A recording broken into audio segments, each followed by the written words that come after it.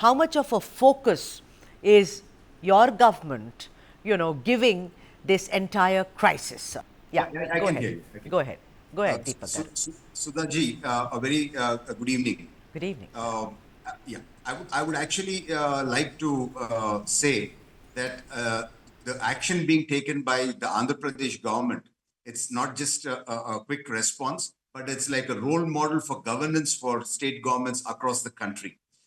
What has been done in such a quick time is immediately Chandrababu Naidu ji has met with all the farmers, the seed, the feed dealers, and the exporters also. He had multiple meetings with them.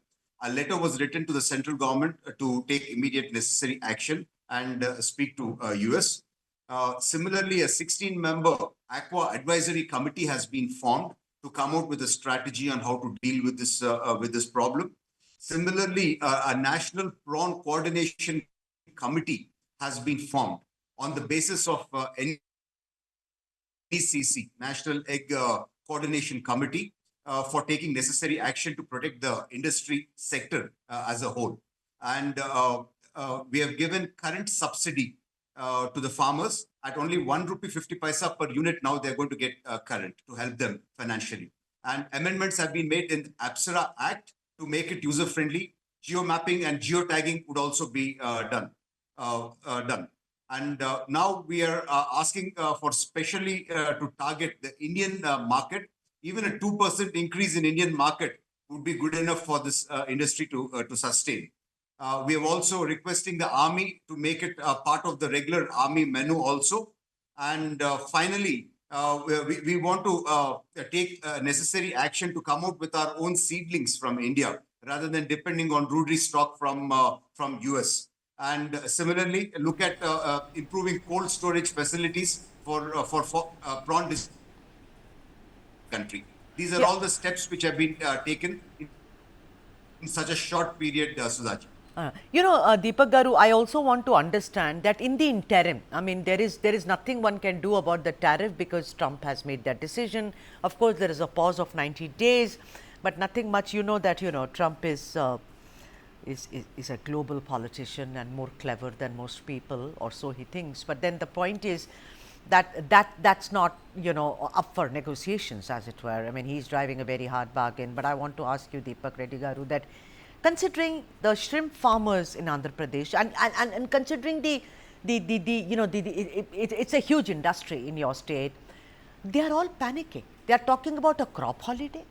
They are saying that, distributors are saying that, we are not going to support you. We will sink majorly into debts. And what you said is, of course, it's also futuristic, the plans that you've talked about. But if you look at the immediate crisis, Deepak Garu, how are you? Have you spoken to have you kind of done anything to allay their fears, is my question. Sudhaji, yeah. What is going to America is only 42% of the total exports. Right. What is even worse is the next biggest countries are China and Vietnam. They are affected even more than what we are affected. So they actually buy this prawn, process it, and then send it to the US themselves also. So it's not just the US issue. Now it's become a global issue, and all the top three buyers are affected with this. And what's important to note is out of the 96% seafood exports, it's all coming from prawn itself. 96% is coming from prawn from the total seafood exports. And out of that, 76% is originating out of Andhra Pradesh. So yes, it is a serious problem.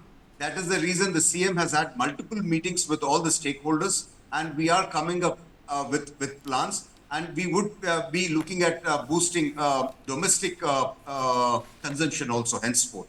So we are taking necessary steps. And similarly, these committees have been formed.